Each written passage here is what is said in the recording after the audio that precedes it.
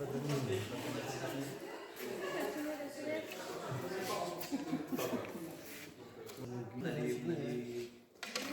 il faut accepter l'état. Je ne voulais pas m'afficher parce que je suis un danger. Un îlot par là, parce pour montrer que du désert qui rien, même avec l'île un peu qui peut paraître, on peut penser aux îles du désert, mais du coup, malgré ça, il y a quand même une population qui se retrouve.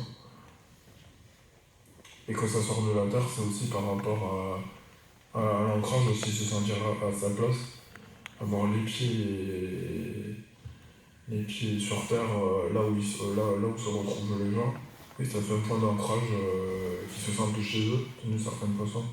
Je crois que ce souvenir, c'est important. Il y a beaucoup de monde qui dit c'était mieux avant, etc. Mais en fait, nous, quand on est jeune, on ne sait pas ce que c'était avant et qui est-ce qui peut nous raconter ce que c'était avant.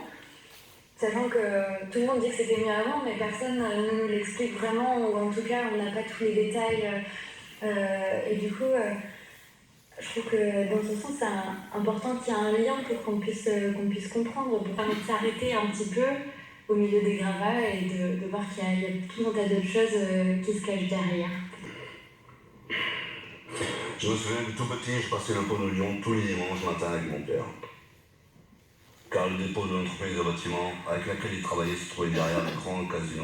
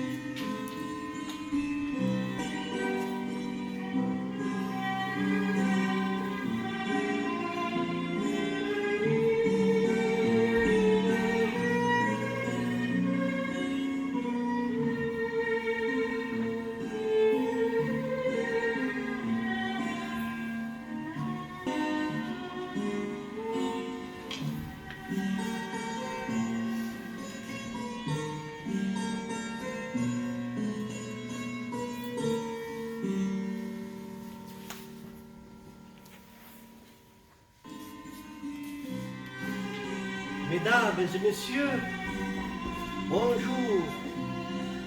Merci d'être venus. Je suis conteur. 1, 2, 3, 4, 5, 6. Non, excusez-moi, je plaisante. Je suis conteur d'histoires vécues que l'on m'a proposées. Les gens m'ont offert leur vie passée que je transmets pour que vous découvriez leur vie, pour découvrir leur vie. Je suis conteur remplaçant. Mon conteur chef est malade. Il a eu un malaise ce matin. Oh, le pauvre. Donc aujourd'hui, je vais vous raconter l'histoire d'un jeune photographe, comédien, artiste, plein de talent, qui vivait dans une petite ville du Tarn, Carmaux-les-Mines, une ville charbonnière, une ville d'ouvriers. Ceci se passe en 1970. Vous l'avez en photo ici, cheveux bruns, courts, il était beau, comme moi.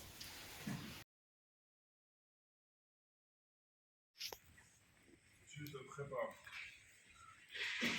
Il se prépare. Nous nous préparons. Préparons pour le départ.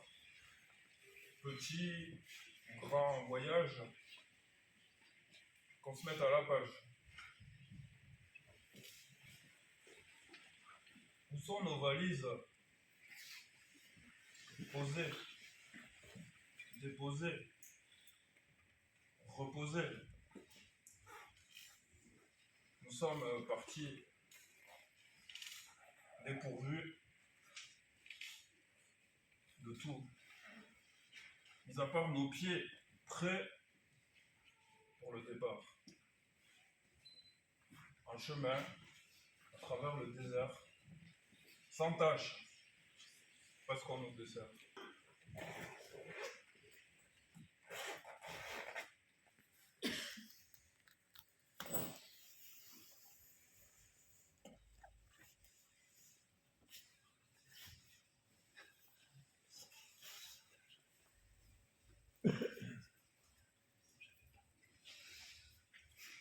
Non, les mirages que l'on aperçoit, c'est pas ceux de discours. Ils posent en soi, entre soi. Nous en arrivons à une réalité tant rêvée, de simples voyages, pas vraiment improvisés, plutôt même carrément imposés. Et on se laisse aller, à déclamer nos mots avec ou sans mots, béat devant tant de vide, pourtant si plein de richesses, sans se défaire du vide, rempli de sable, nous sommes entrés.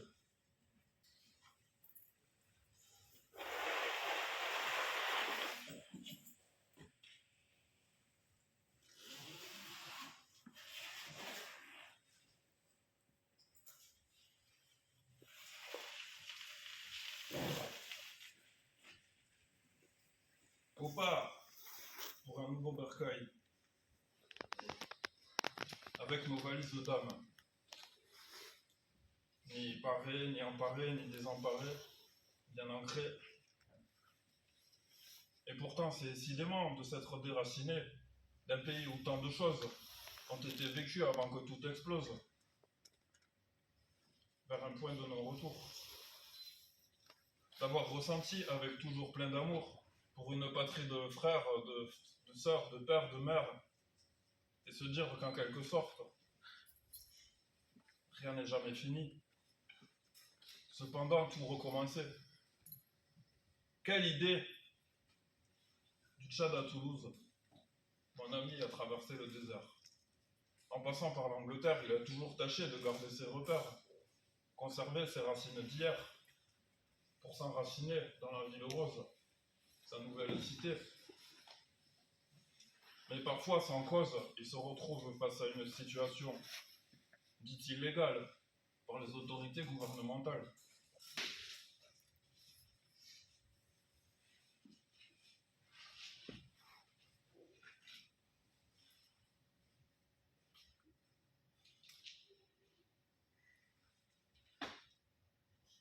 qui se montrent désemparés, parfois œuvrant dans l'inaction, de lui à moi et vice-versa, africains ou toulousains de naissance, nous sommes tous devenus des êtres humains. Et au fond, c'est bien ça qui nous réunit. En souvenir de tout ça, c'est si bon de vivre à l'unisson, cette musique de la vie, tellement sensée, juste ici en devenir. Et maintenant, bien présent, dans les rues de Toulouse, lorsque nous nous baladons, bien souvent nous nous remémorons que dans cette belle amitié née entre nous, incarnée depuis ce fameux jour, se retrouve également le monde des habitués, trop souvent expulsés, des bâtiments déchus, déconstruits, pour élever des tours. Les parents les plus riches, futurs habitants rêvés, face à des peuples réveillés tentant de se rebeller, de défendre leurs rêves.